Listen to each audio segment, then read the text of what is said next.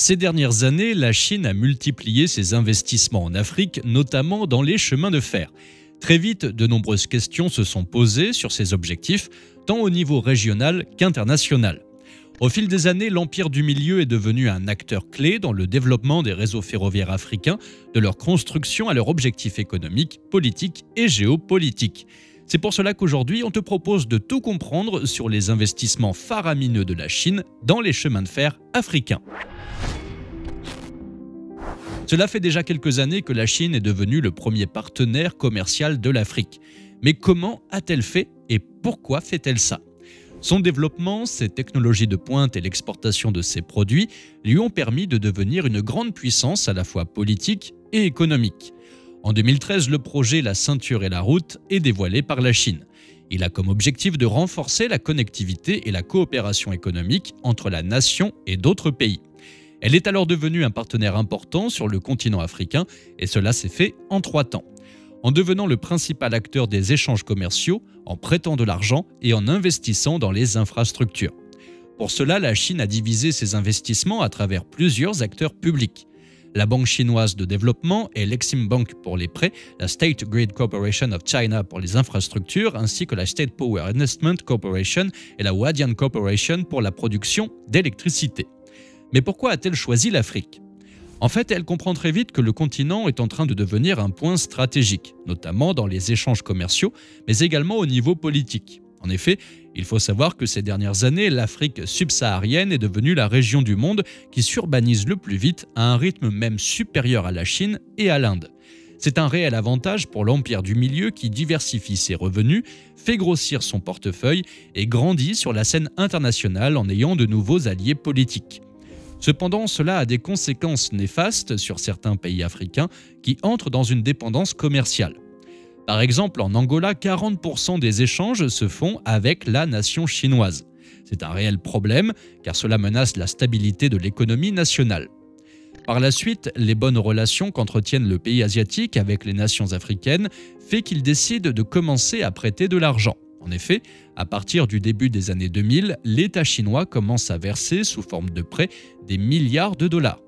Ainsi, en 2000, la Chine détenait seulement 3% de la dette de l'Afrique subsaharienne contre 62% en 2020.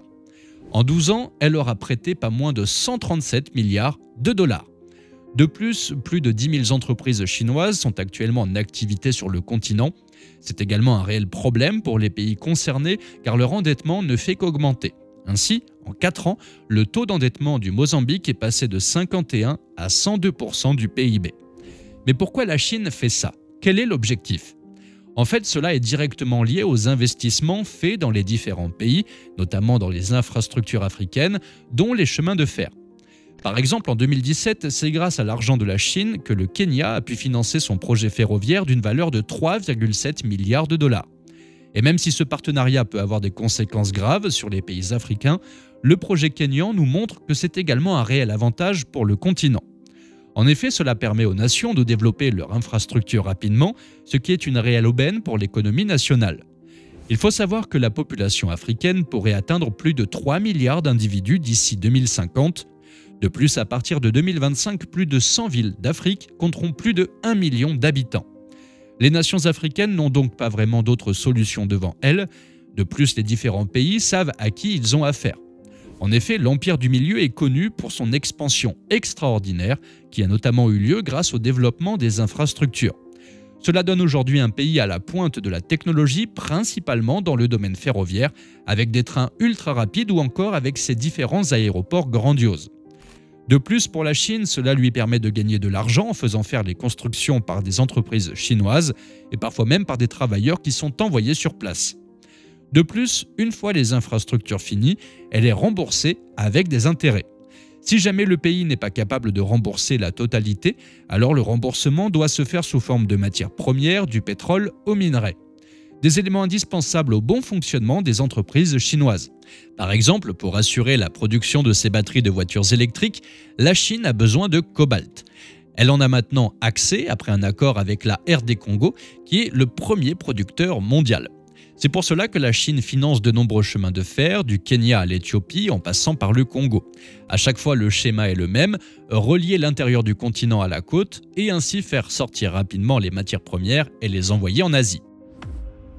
Les nations africaines ont également la possibilité de financer leurs projets en infrastructure. Ainsi, la Chine peut par exemple prendre le contrôle d'un chemin de fer qu'elle a financé, le temps que le pays concerné lui rapporte assez d'argent pour rembourser le prêt. Cela peut durer plusieurs années, voire plusieurs décennies. Les nations africaines sont donc prêtes à mettre en gage leur indépendance politique et économique pour voir le pays se développer. La Chine a fait de même avec le Sri Lanka et son port de Hambantota. Construit en 2015 grâce à l'argent chinois, le pays n'a pas pu rembourser. Il appartient donc maintenant à la Chine pour les 99 années qui suivent la fin du projet de construction.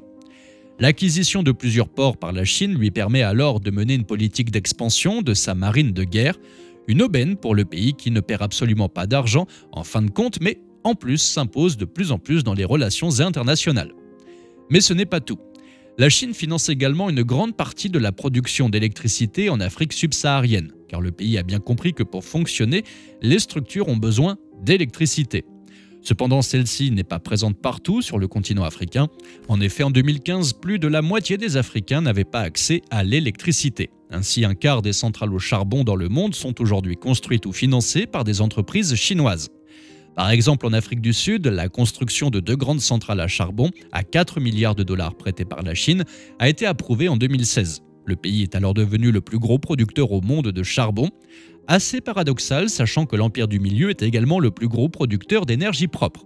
Attention tout de même, la présence de la Chine en Afrique n'est pas nouvelle, cela date même de 1949. À ce moment-là, le Parti communiste chinois vient d'arriver au pouvoir.